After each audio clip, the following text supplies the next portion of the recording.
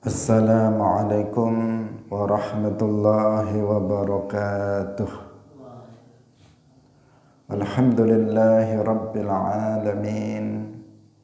Lahun ni'matu wa lahul fadlu wa lahus thana'ul hasan.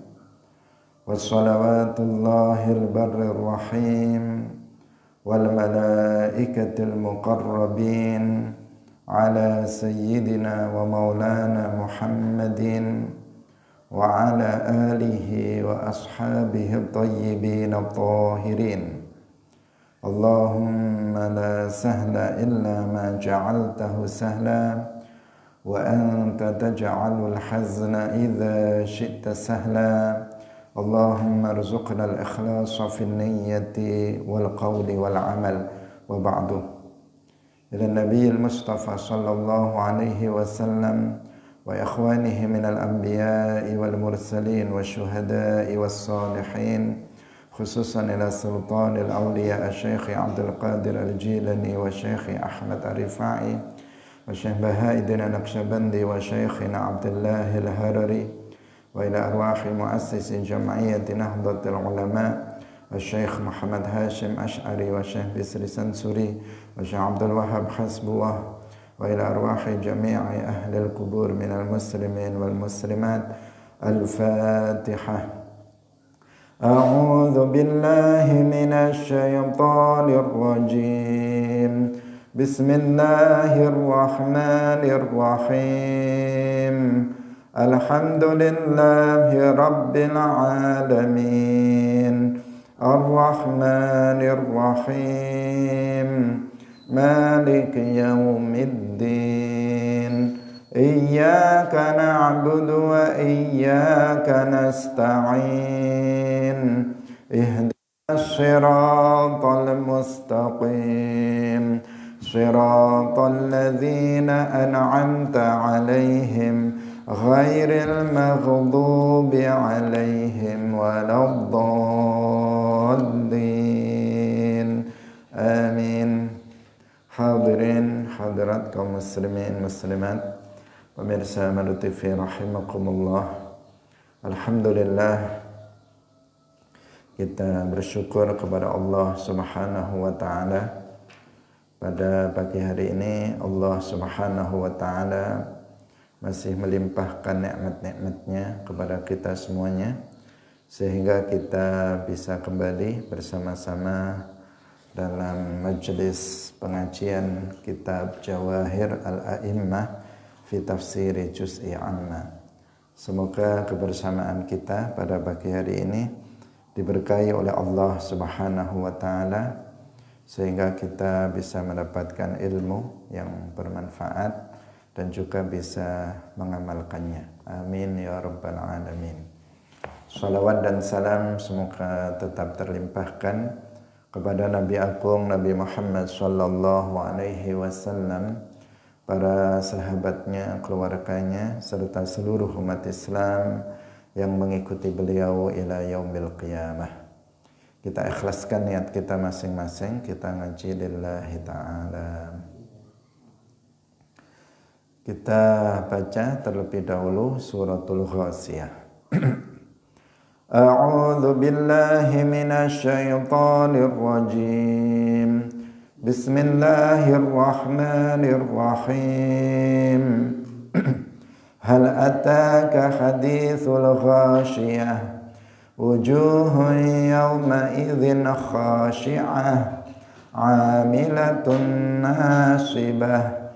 Tasla naran hamiyah tusqa min 'ainin aniyah laysa lahum ta'amun illa min dhari' la yusminu wa la yughni min ju' wujuhun yawma idzin na'imah li sa'yiha radiyah في جنة عالية لا تسمع فيها لاغية فيها عين جارية فيها سرر مرفوعة وأكواب موضوعة ونمارق مصفوفة وزرابي مبثوثة أفلا ينظرون إلى الإبل كيف خلقت وإلى السماء كيف رفعت وإلى الجبال كيف نصبت وإلى الأرض كيف سطحت فذكر إنما أنت مذكر لست عليهم بمسيطر إلا من تولى وكفر فيعذبه الله العذاب الأكبر إن إلينا إيابهم ثم إن علينا حسابهم. Hadirin rahimakumullah, kita telah sampai pada ayat yang ke-8. Wujuhu yawma idzin na'imah li sa'yiha radiyah.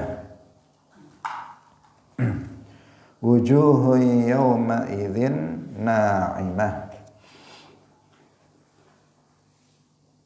Wujuhun pira-pira wajah yauma idzin ing dalem mangkono-mangkono dina kiamat na'imatun li husniha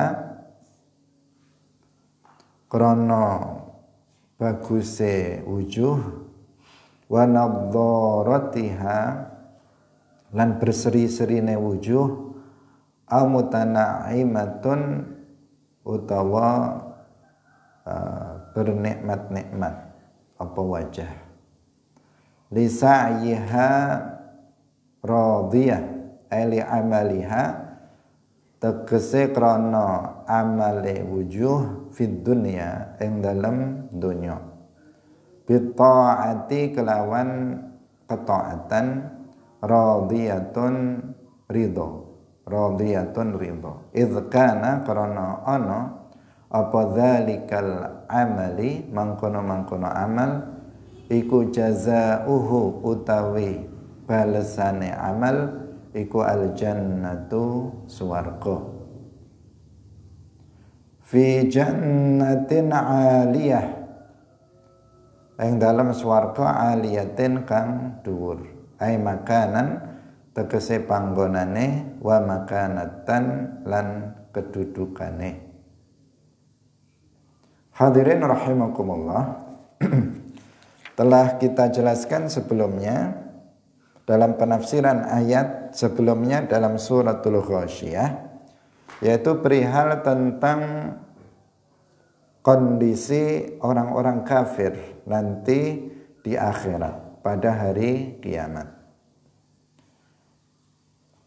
Nah, sekarang beralih pada kondisi orang-orang mukmin pada hari kiamat.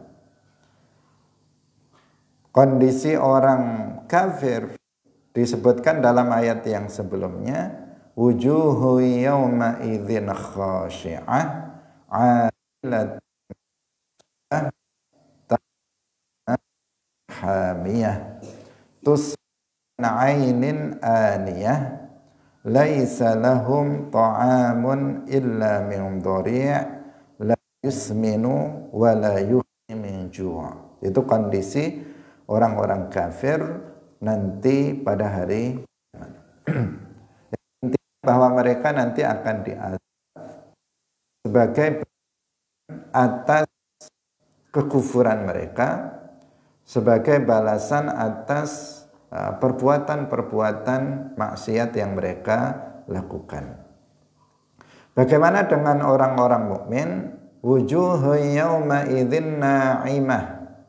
Wajah-wajah mereka, yakni wajah-wajah orang mukmin pada hari kiamat itu na'imah. Di sini ada dua penafsiran. Yang pertama, na'imatun artinya wajah mereka itu berseri-seri. Wajah mereka itu tampan, cantik. Itu penafsiran yang pertama. Berbeda dengan wajah orang-orang kafir. Wajah-wajah orang mukmin itu tampan, yang laki-laki, yang perempuan cantik-cantik, karena memang nggak ada di dalam surga laki-laki atau perempuan yang jelek. Nah, semuanya orang-orang mukmin berubah menjadi tampan-tampan dan cantik-cantik. Bahkan dikatakan laki-laki yang paling jelek di dalam surga itu seperti Nabi Yusuf alaihissalam.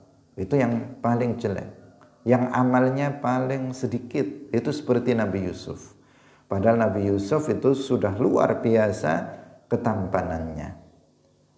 Orang yang derajatnya lebih tinggi maka dia lebih tampan.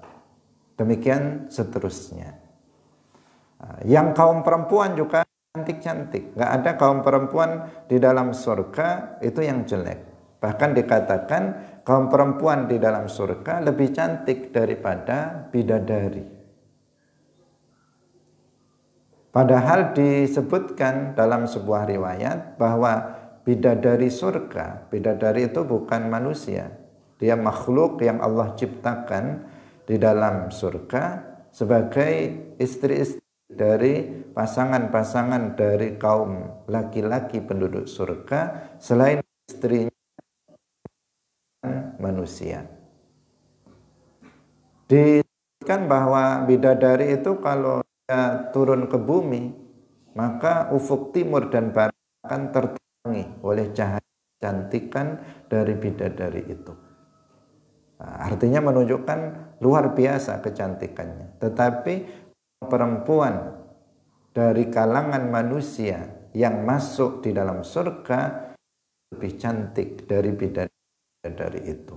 Jadi wajahnya tampan-tampan, cantik-cantik, sumringah. Sumringah itu seri-seri kecantikan dengan mereka para surga.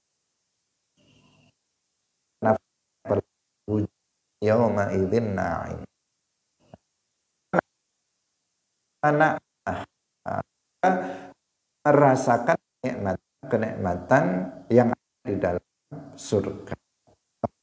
Orang dalam nanti pada akhir mereka akan menikmati kenikmatan surga yang tidak ada bandingannya dengan kenikmatan dunia. Senikmat-nikmatnya kenikmatan dunia itu tidak sebanding dengan kenikmatan yang paling rendah di dalam surga. Karena itulah maka hendaknya seseorang itu tidak mementingkan kenikmatan dunia, kemudian dia melalaikan kenikmatan yang jauh lebih nikmat, yaitu kenikmatan surga. Kebanyakan orang dia menuruti nafsunya, menuruti keinginan hawa nafsunya demi meraih kenikmatan dunia. Tetapi dengan itu kemudian dia mengabaikan kenikmatan akhirat. Karena kenikmatan dunia pada umumnya, tidak seluruhnya, tetapi pada umumnya itu mengarah kepada hal-hal yang negatif, pada hal-hal yang berupa dosa dan kemaksiatan. Hadirin yang dirahmati oleh Allah Subhanahu wa taala. Jadi kita harus ingat ini bahwa pahala atas iman dan amal soleh nanti di akhirat itu berupa kenikmatan yang luar biasa dan abadi di dalam surga. Kenapa wajah penduduk surga, orang-orang mukmin pada hari kiamat itu wajahnya berseri-seri, bergembira, ria, bersenang-senang, lisan? Karena dengan amal telah mereka lakukan di dunia, yaitu berupa mereka apa yang sudah dia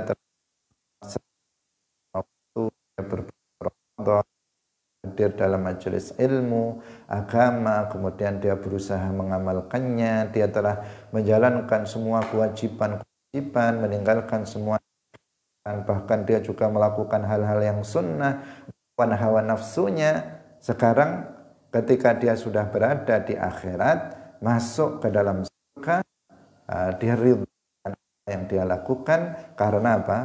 Balasannya adalah surga atas perbuatan baik yang, maka secara ridho dengan apa yang sudah dilakukan karena dia sudah melihat dan dia sudah merasakan balasan atas amal yang sudah dilakukannya di dunia, yaitu berupa surga, kenikmatan surga. Itu makna lisa'yiha radiyah. Kenapa ridho terhadap amalnya yang di dunia? Karena dia sudah merasa dan melihat balasan, pahala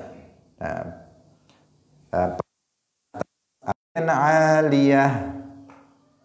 Jadi orang-orang mukmin surga yang tinggi. Dikatakan fi jannatin aliyah, surga yang tinggi. Tinggi yang dimaksud di sini adalah tinggi tempatnya dan juga tinggi kedudukannya. Surga itu dari sisi tempatnya di tempat yang tinggi, karena surga letaknya berada di atas langit yang ketujuh. Nah, Allah Subhanahu wa ta'ala sudah menciptakan surga. Juga beriman. Di dalam Al-Quran disebutkan wa'iddat lil muttaqin. Surga itu sudah disiapkan untuk orang-orang yang muttaqin. Di sini artinya orang-orang yang menjauhi. Sudah ada orangnya, orang-orang fakir. Ini hanya gambaran yang disaksikan oleh Nabi bahwa nanti pada hari kiamat kebanyakan penduduk surga itu adalah orang-orang fakir. Ya, memang karena memang kebanyakan para auliamu fokus dalam ibadah dan tidak fokus dalam mencari harta kekayaan, sehingga kebanyakan orang-orang bertakwa mereka orang-orang yang fuqara. Maka jika Nabi mengatakan aktsaru ahlihal fuqara, kebanyakan penduduk kebaikan urusan akhirat, tetapi Allah memberikan rizki kepada dia sehingga dia diberikan rizki yang melimpah. Dengan rizki itu kemudian dia juga menggunakannya dalam ketaatan kepada Allah Subhanahu wa ta'ala. Kita kembali lagi, semuanya ada di atas langit ketujuh. Surga berada di atas langit ketujuh, tidak menempel dengan langit yang ketujuh, bukan apa namanya ini,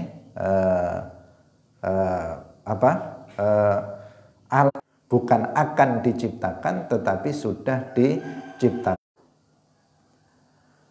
Kemudian la tasma'u, tegese ora krungu sapa sira fiha ing dalam swarga kalimatal laghwin, kalimah kang ora ana manfaate. Fiha iku ing dalam swarga ainun utawi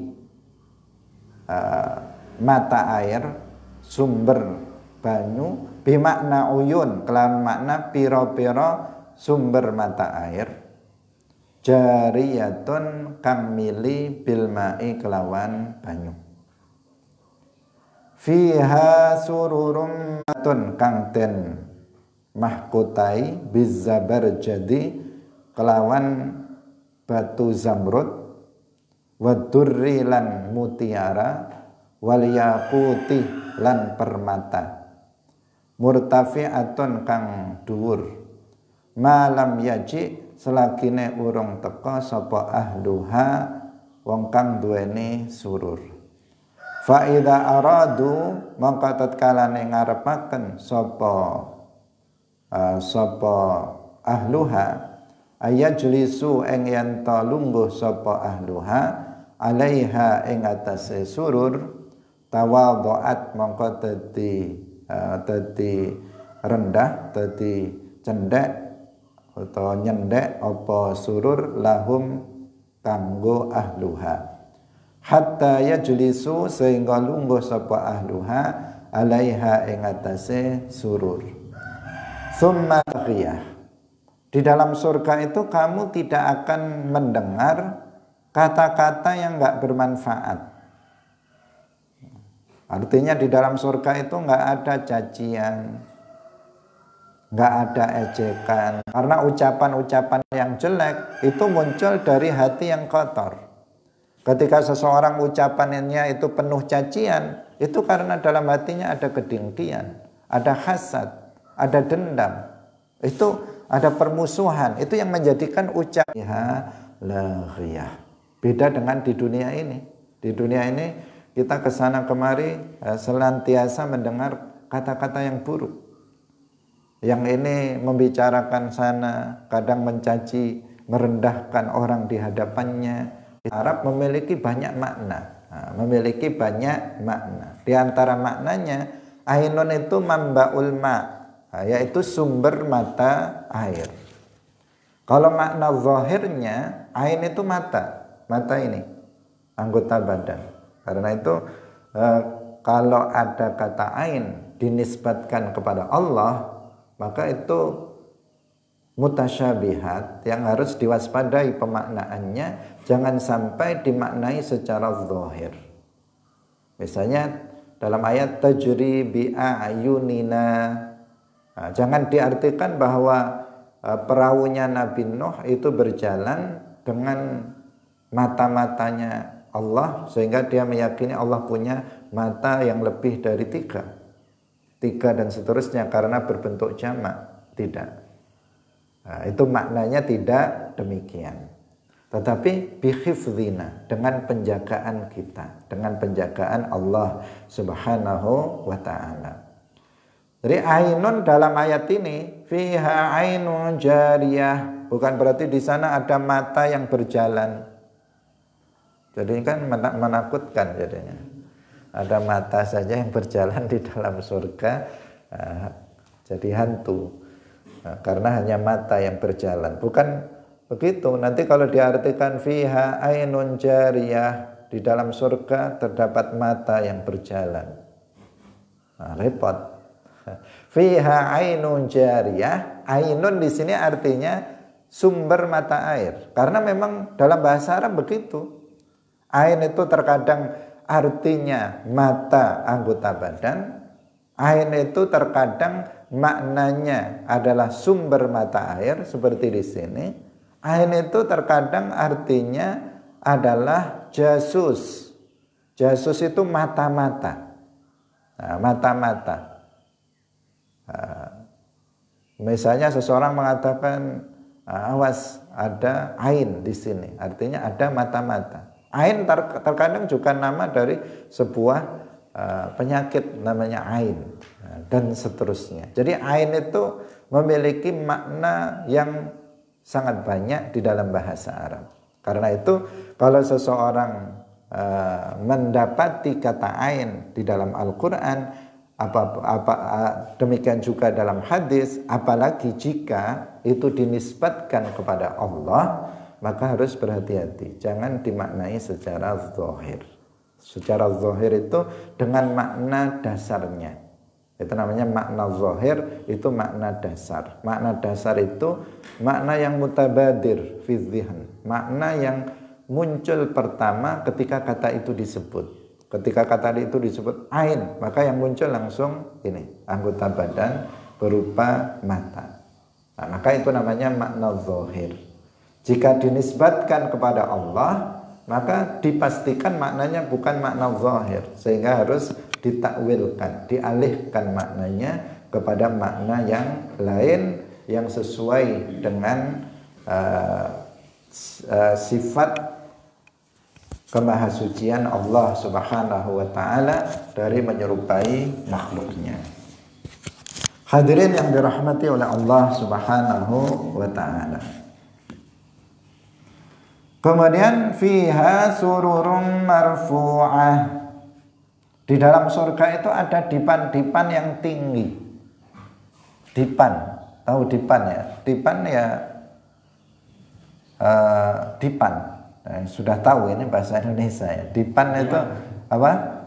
Bayang-bayang. Kalau dalam kita bukan bayang-bayang, nanti jadi bayang. Bayang kalau dalam bahasa Jawa itu bayang yang di situ ada kasurnya. Jadi dipan-dipan di dalam surga itu ada dipan-dipan yang tinggi. Ibnu Abbas mengatakan dipan itu sangat indah, nggak seperti dipan yang ada di dunia ini. Karena papannya itu terbuat dari emas. Jadi terbuat dari emas yang dimahkotai dengan batu zamrud, mutiara, dan permata. Entah ini macam-macam batu, apa istilahnya itu, batu yang indah, mutiara. Mutiara itu kan bermacam-macam, ada intan, ada emas, berlian, berbagai macam itu, ada zamrud dan seterusnya. Kita tidak paham secara detail, tetapi yang menunjukkan keindahan. Nah, keindahan dari dipan-dipan yang ada di dalam surga, yang setiap orang memiliki dipan-dipan itu. Dipannya tinggi, tetapi dipan itu bisa merendah. Kalau pemiliknya belum datang ingin naik ke dipan itu, maka dipan itu tinggi. Tetapi ketika pemiliknya itu ingin naik ke atasnya, maka dipan itu akan turun. Dia turun agar pemiliknya bisa naik ke dipan itu dengan mudah. Dan di dalam riwayat yang lain, dipan itu bisa terbang, menghantarkan orang tersebut untuk pergi kemana saja sesuai yang dikehendakinya. Karena di dalam surga itu tempat kenikmatan, nggak ada yang sulit, tidak ada yang berat. Di dalam surga semuanya serba nikmat. Apabila seseorang ingin berziarah, mengunjungi temannya, mengunjungi saudaranya, maka itu akan sangat mudah. Dia cukup berada di atas dipan-dipan itu, yang tadi itu terbuat dari emas, mutiara, zamrud, itu yang bisa naik, bisa turun, dan bisa terbang. Misalnya saya pengen ketemu sama teman saya, maka terbang nanti akan berhadapan dengan temannya itu. Nah, saya pengen berkunjung ke saudara saya si fulan, yang juga masuk surga, tentu saja yang sama-sama masuk surga dari kalangan umat Islam. Karena kalau saudaranya itu kafir, misalnya ketika di dunia akidahnya rusak, dia keluar dari Islam dengan sebab akidahnya yang rusak, maka tentu saja akan berbeda tempat, dia akan di neraka. Karena surga itu tempat hanya untuk orang-orang mukmin yang mentauhidkan Allah Subhanahu wa ta'ala, bukan untuk orang-orang yang menyerupakan Allah dengan makhluknya, bukan untuk orang-orang yang menyembah selain Allah. Nah, sehingga kalau kita dengan sesama misalnya seperti ini, sama-sama orang beriman, sama-sama akidahnya ahlus sunnah wal jamaah, sama-sama akidahnya tauhid, tanzih, mensucikan Allah dari menyerupai makhluknya, maka di dalam kita akan masuk surga, dan di dalam surga kita bisa masih bisa saling berkunjung satu dengan yang lain. Kita sesekali misalnya teringat dengan kawan kita, oh saya pengen ke tempat si fulan, berkunjung langsung.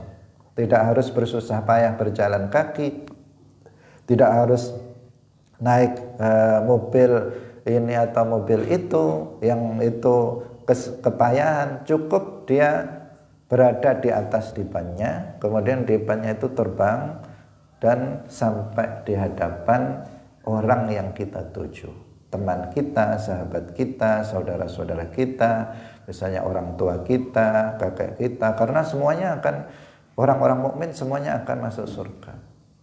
Bukan hanya orang dan semuanya telah kita jelaskan sebelumnya, semuanya satu umur. Ada orang tua kita seumur dengan kita, ada kakek kita, ada buyut kita, mbahnya kakek kita dan seterusnya, kita bisa berjumpa dengan mereka di dalam surga dan kita bisa mengunjunginya kapan saja sesuai dengan kehendak kita tanpa ada kesulitan sama sekali. Itulah nikmat surga. Melalui apa? Dengan apa? Surur. Surur marfu'ah. Surur itu jamak dari sarir, artinya dipan-dipan. Di sana ada dipan-dipan yang tinggi, yang bisa naik dan bisa turun, bahkan bisa terbang sesuai dengan apa yang dikehendaki oleh pemiliknya. Hadirin yang dirahmati oleh Allah Subhanahu wa ta'ala, semua itu balasan atas iman dan amal soleh yang dilakukan oleh seseorang ketika di dunia.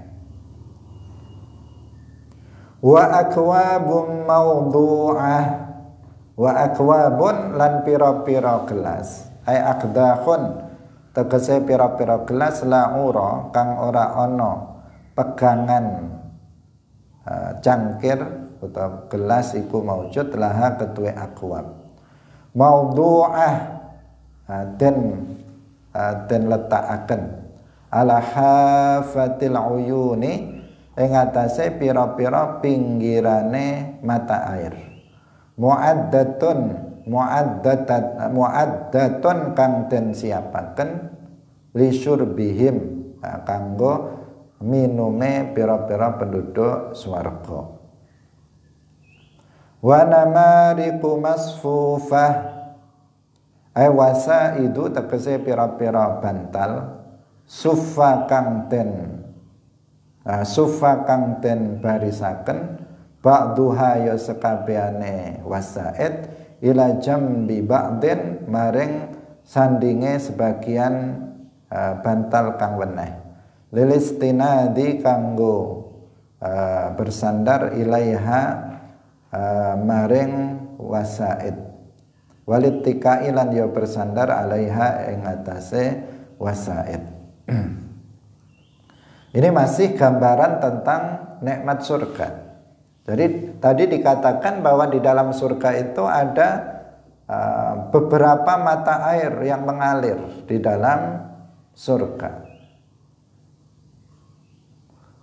Yang kemarin juga sudah kita jelaskan, yang air dari mata air di dalam surga itu tadi yang belum kita jelaskan tadi, ain artinya uyun, artinya bukan hanya satu. Mata air di dalam surga itu bukan hanya satu.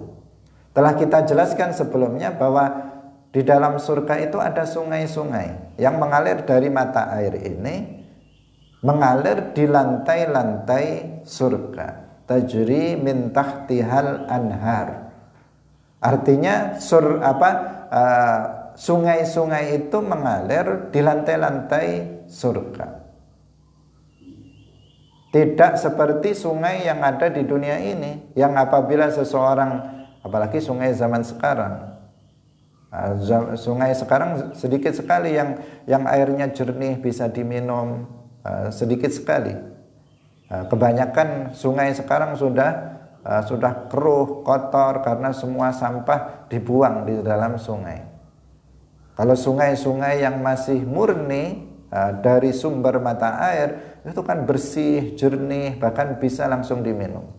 Sekarang sungai diberai, dikencingi, kemudian orang buang sampah ke sungai, limbah-limbah pabrik dibuang ke sungai. Sekarang seperti itu, sehingga tidak bisa dinikmati kecuali untuk pengairan. Beda dengan di masa lalu atau sekarang di tempat-tempat tertentu. Itu masih ada sungai-sungai yang jernih, sungai jernih yang masih murni. Tetapi sejernihnya air sungai pada masa sekarang itu tidak seperti sungai di surga.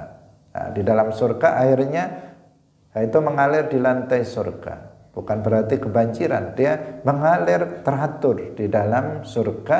Dan kemudian kemarin kita katakan ada 4 sungai yang mengalir di dalam surga. Nggak seperti susu yang ada di dunia ini yang sehari sudah berubah rasanya.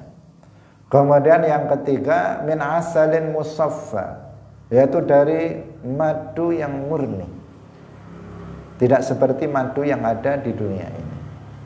Kemudian yang mengalir di lantai-lantai surga, sungai-sungai di lantai-lantai surga, yang disebutkan wa namariqu masfu wa akwabum mawdu'ah. Ya. Wa akwabum mawdu'ah artinya di pinggir-pinggir mata air itu ada gelas-gelas yang sudah disediakan, sehingga semakin mudah seseorang untuk minum, nggak harus cari-cari mana gelasnya, ditaruh di mana dan sebagainya, sudah tersedia di situ.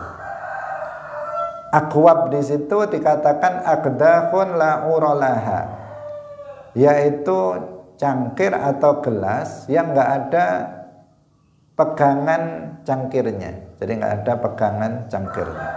Itu yang dimaksud akwab. Maudu'ah artinya yang diletakkan di pinggir sumber mata air tersebut, disiapkan untuk para peminumnya. Dan telah kita terangkan sebelumnya, para penduduk surga di dalam surga itu minum bukan karena haus, tetapi murni taladzzudzan, murni untuk bernikmat-nikmat, bersenang-senang. Kenapa? Karena ketika orang-orang mukmin akan masuk ke dalam surga, mereka telah meminum dari haud Rasulullah sallallahu alaihi wasallam. Bagi umat Nabi Muhammad, mereka akan minum dari haud Rasulullah. Bagi umat nabi-nabi yang lain akan juga minum dari haud nabinya masing-masing. Karena setiap nabi itu memiliki haud atau telaga yang itu disediakan untuk para penduduk surga sebelum masuk surga. Letak dari telaga itu di luar surga, bukan di dalam surga. Setelah sirat, setelah seseorang menyeberangi sirat, sebelum masuk ke dalam surga, di situ ada telaga-telaga. Yang setiap nabi punya telaga untuk umatnya masing-masing. Karena penduduk surga itu kebanyakan adalah umat Nabi Muhammad. Karena penduduk surga itu mereka akan masuk surga berkelompok-kelompok. Ada 120 kelompok, yang 80 kelompok itu umatnya Nabi Muhammad sallallahu alaihi wasallam, sedangkan yang 40 itu adalah umat nabi-nabi selain Nabi Muhammad sallallahu alaihi wasallam. Nah, mereka minum dari haud yang terbanyak, yang terluas haudnya Nabi Muhammad, lebarnya itu perjalanan 1 bulan dan panjangnya perjalanan 1 bulan. Di atasnya sudah tersedia gelas-gelas yang sebanyak bintang di langit. Nah, sehingga nggak akan berebut mereka untuk minum di haud itu karena besarnya haud dan gelasnya semuanya sudah tersedia. Ketika para penduduk surga mereka minum dari haud ini, maka mereka sudah nggak akan merasakan kehausan selama-lamanya. Mereka nggak akan pernah merasakan haus selama-lamanya, karena air yang ada di haud itu adalah air surga. Jadi air yang dialirkan dari dalam surga keluar masuk ke dalam haud itu, sehingga ketika seseorang meminumnya maka nggak akan pernah merasa haus lagi. Nah, maka tadi kembali kepada yang kita jelaskan terkait dengan ayat ini, penduduk surga mereka minum di dalam surga dari sungai-sungai, mata air yang ada di dalam surga itu adalah hanya untuk bersenang-senang, talazzudzan, bernikmat-nikmat saja. Karena seseorang itu minum tidak selalu karena haus. Terkadang kita nggak haus, tetapi kita melihat ada es buah, kita lihat ada es ini dan itu berbagai macam, kemudian kita ingin meminumnya, hanya sekedar ingin untuk memuaskan keinginan kita, nafsu untuk minum. Hadirin yang dirahmati oleh Allah Subhanahu wa taala. Kemudian wa namariqu masfufah, itu kalau wa aqwabu mawdu'ah itu kembali ke fiha ainun jariyah. Kemudian wa namariqu masfufah itu kembali pada fiha sururum marfu'ah. Jadi tadi dikatakan ada dipan-dipan yang sangat indah, yang kemudian dijelaskan di situ di dalam atau di atas dipan-dipan itu terdapat namarik masfufah. Artinya bantal-bantal yang ditata, rapi untuk tempat bersandar bagi penduduk surga. Bukan untuk tidur, karena di dalam surga itu nggak ada tidur. Di dalam surga itu tidak ada tidur. Orang nggak tidur, siang malam ada, tetapi semuanya terang, nggak ada gelap. Surga itu nggak ada gelap, karena surga itu mengeluarkan cahaya. Bahkan akbaru al-anwar, cahaya yang paling besar itu adalah nurul jannah, cahaya surga. Tetapi tidak panas. Tidak panas seperti cahaya matahari. Di dalam surga nggak pernah ada gelap, semuanya terang. Malam siang ada dengan tanda-tanda tertentu yang Allah berikan sehingga seseorang mengetahuinya. Tetapi orang nggak akan tidur di dalam surga. Kenapa? Karena surga itu tempat kenikmatan yang abadi. Tidur itu adalah dibutuhkan di saat seseorang itu capek. Baik capek dari sisi fisik maupun capek dari sisi pikiran.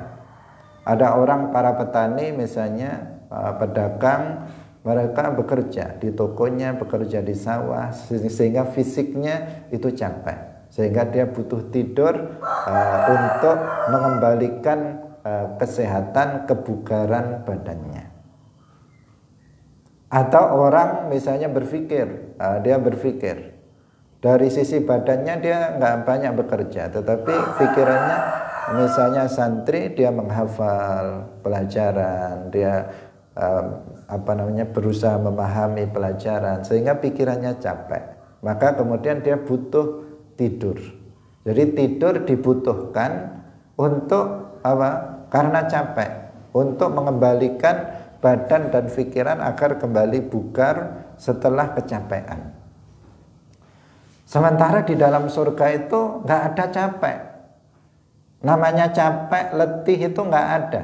Karena itu nggak perlu tidur, nggak membutuhkan tidur, sehingga penduduk surga terus dalam kenikmatan tanpa jeda meskipun dengan tidur. Itu nggak ada jeda tidur, istirahat dari nikmat, merasakan kenikmatan, itu tidak ada. Itu. Dari di situ, di dalam dipan itu bukan tempat untuk mereka kalau capek terus tidur, enggak. Hanya untuk tadi itu, mereka bersenang-senang. Di situ terbuat dari mutiara, emas yang indah, bisa naik turun, bisa digunakan untuk berkunjung di sana. Kemudian untuk ada bantal-bantal yang disiapkan untuk bersandar sebagai tempat, sebagai tanda untuk kenikmatan surga. Hadirin yang dirahmati oleh Allah Subhanahu wa taala. Kalaupun mereka makan, minum, itu juga mereka nggak ada berak, nggak ada kencing. Dalam surga nggak ada berak, buang air besar, nggak ada buang air kecil, nggak ada toilet di sana. Kenapa? Karena surga itu suci, nggak ada najis di dalamnya, sedikit pun nggak ada najis. Sehingga nggak ada toilet umum atau setiap rumah ada punya toilet, nggak ada. Semuanya suci. Makanan yang dimakan, minuman yang diminum oleh penduduk surga, setiap hari atau setiap waktu, itu semuanya berubah menjadi keringat, keluar dalam bentuk keringat yang keringatnya wangi, bukan keringat yang busuk, karena nggak ada bau busuk dalam surga, nggak ada sesuatu yang nggak enak, nggak ada bau busuk, nggak ada najis. Misalnya jalan terus kakinya kena tai ayam, nggak ada di dalam surga, nggak ada najis sama sekali, tempat yang suci. Hadirin yang dirahmati oleh Allah Subhanahu wa taala, gambaran dari surga luar biasa.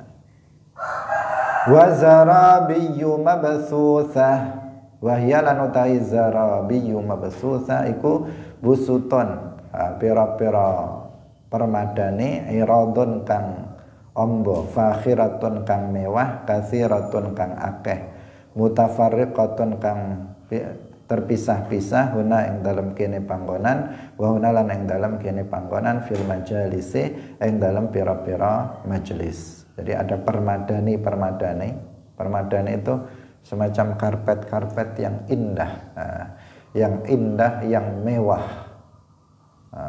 Nggak seperti karpet kayak gini, ngelinting-linting yang jelek, enggak, tetapi karpet-karpet yang indah, bagus, mewah, fakhirah. Di sana sini itu yang banyak jumlahnya, yang sangat indah. Ketika kita melihat di misalnya rumahnya orang-orang kaya, bagaimana permadaninya, karpetnya mewah-mewah, itu masih kalah mewah dengan permadani yang ada di dalam surga. Hadirin yang dirahmati oleh Allah Subhanahu wa taala, intinya bahwa surga itu adalah darun na'im al-abadi, tempat kenikmatan yang abadi. Inilah yang harus kita kejar, inilah yang harus kita buru. Nggak usah memburu kenikmatan dunia yang hanya sebentar. Seseorang mungkin menginginkan memiliki rumah yang mewah, bisa dia meraihnya, tetapi dia nggak akan lama menempati rumah itu. Mungkin beberapa tahun itu kemudian dia akan meninggalkan rumah mewah yang dibangunnya. Ada sebagian orang dia membangun rumah yang sangat mewah, begitu jadi dia mati. Begitu jadi mati, yang menikmati anaknya.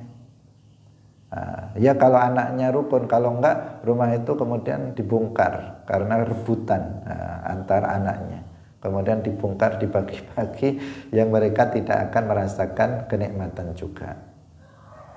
Kemewahan dunia itu hanya sementara. Kalau kita mengejarnya, mengejar kemewahan dunia, maka itu akan rugi. Padahal kemewahan yang abadi, kenikmatan yang abadi itu di dalam surga. Dan itu hanya bisa diraih dengan iman yang pertama, yang kedua dengan takwa, menjalankan semua yang diwajibkan oleh Allah Subhanahu wa taala dan meninggalkan semua yang diharamkan oleh Allah Subhanahu wa taala. Hadirin rahimakumullah, ayat selanjutnya itu sudah ganti tema, yaitu tentang ajakan kita untuk berpikir tentang makhluk ini. Insya Allah akan kita bahas dalam pertemuan berikutnya. Barakallahu fikum, wallahu muwaffiq ila aqwamit thariq. Wassalamualaikum warahmatullahi wabarakatuh. La ilaha illallah. Allahumma salli ala sayyidina Muhammad wa ala alihi wa sahbihi wa sallim. Rabbi ghfirli wa liwalidayya wa lil mu'minina wal mu'minat.